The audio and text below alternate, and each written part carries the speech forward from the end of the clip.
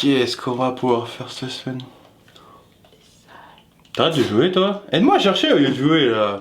En plus j'ai une musique de merde dans la tête depuis ce matin là. Alors, c'est quoi? Genre qui vit dans un ananas dans la mer? Bob l'éponge carré. Qui compte bien y faire carrière? Bob l'éponge carré. Et ben voilà. Oh, mais je sais. On va faire le dessin animé. Yeah yeah yeah. Yeah, yeah, yeah.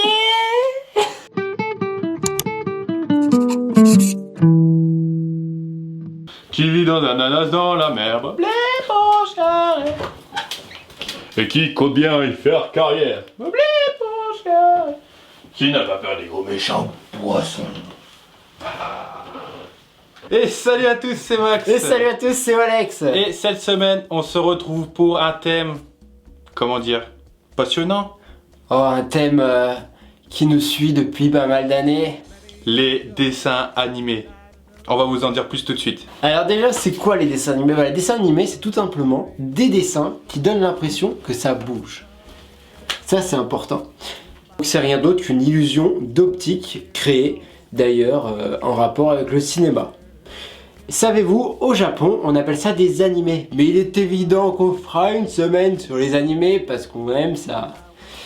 Et surtout qu'on nous l'a demandé plusieurs fois. Ouais, mais on vous réserve quelque chose d'assez énorme pour tout ce qui est manga. Vous verrez par la suite. On va remonter 20 000 à 30 000 ans avant Jésus-Christ pour parler des tout premiers dessins et des tout premiers dessins dits scientifiques. Pourquoi scientifiques? Parce qu'en fait, dans les grottes Chauvet, donc que tout le monde connaît ou qui sont très connus, il y a déjà des dessins de vaches par exemple qui se superposent. Et les scientifiques en ont déduit que ces superpositions de dessins créaient l'effet de mouvement dans cette grotte. On est un peu plus récent, quoique, moins 2500 avant JC et non Jules César.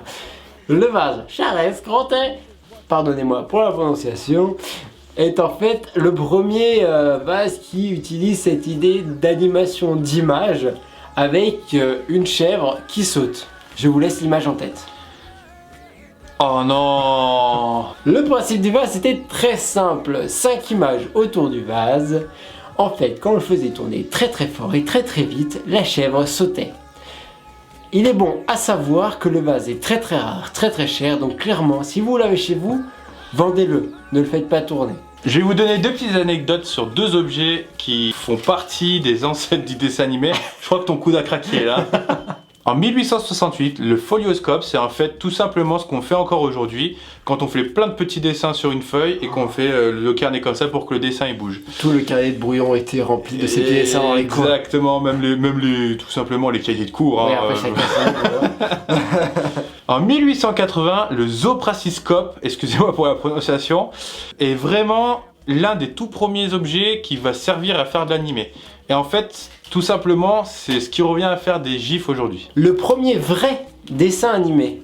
Donc on est après les frères Lumière qui ont inventé du coup le principe du film. Exactement. Ils se sont inspirés du coup du principe du film pour évaluer et créer ce dessin animé en 1892. Et oui, c'est pas si récent. Le dessin animé s'appelait d'après une recherche Pantomime lumineuse par le très célèbre Émile Reynaud. C'était incroyable car c'était la première fois qu'on avait un vrai dessin animé qui durait entre 1 minute 30 et 5 minutes. C'est totalement énorme pour l'époque. Avant, on était plus proche des 50 secondes, c'était déjà un travail monstrueux. En 1906, James Stuart Balkton, excusez-moi pour la prononciation, il a pris pour la toute première fois des photos pour en faire un dessin animé.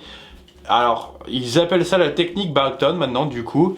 Et c'est Émile Courtet, un Français, qui a repris cette technique, on va dire, pour en faire quelque chose d'énorme.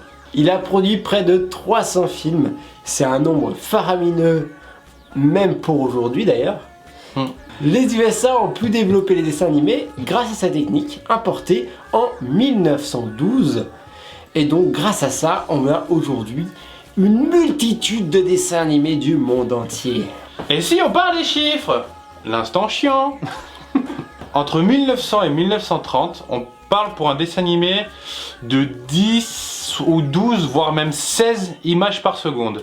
Mais Depuis les années 2000, avec la télé 16 neuvième, on est passé à 25 images par seconde. Donc grâce aussi à l'informatique et tout ce qui s'ensuit, les nouvelles techniques et tout. C'est en fait une norme au cinéma. Cette norme sert à vous donner un effet de flou de mouvement. Regardez n'importe quel film à la télé, même en 4K, toutes les résolutions que vous avez envie. Si vous mettez pause à n'importe quel moment de votre film, vous verrez l'image n'est pas nette. Nous filmons actuellement en 50 images par seconde pour vous produire une qualité au must et surtout pour avoir un flou de mouvement intéressant car nous vous montrons des trucs et nous bougeons dans tous les sens et c'est plus agréable pour regarder.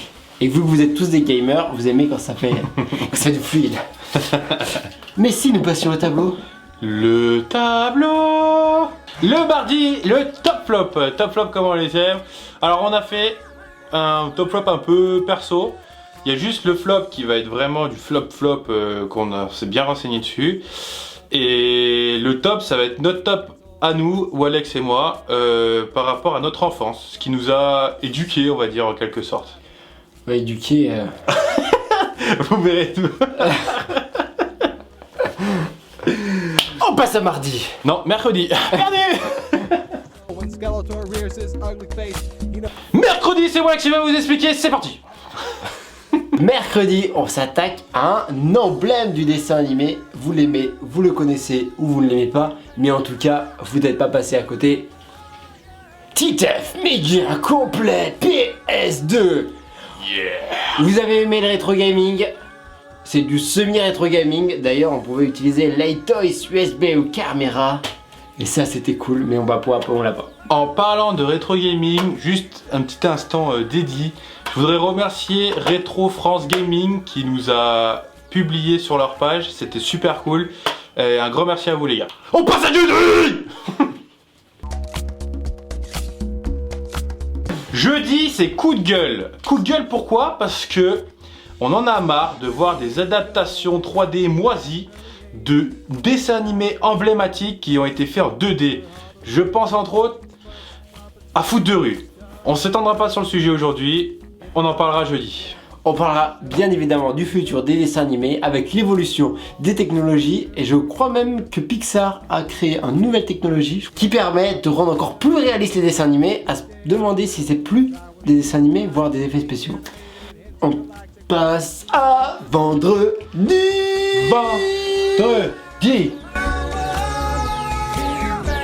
Vendredi, c'est le what the fuck comment les amis, je n'ai marre de faire de tout. Voilà, vous avez tout compris. Non, pour de vrai, vendredi, c'est les what the fuck. Donc les what the fuck comme on les aime bien. Il est en train de tout péter. On vous a dégoté 4 petites informations assez hallucinantes. Dont une qui moi particulièrement m'a choqué. Donc on s'étendra plus sur le sujet vendredi. On passe au V. On passe au S. On passe au W. On passe au S. On passe au WS.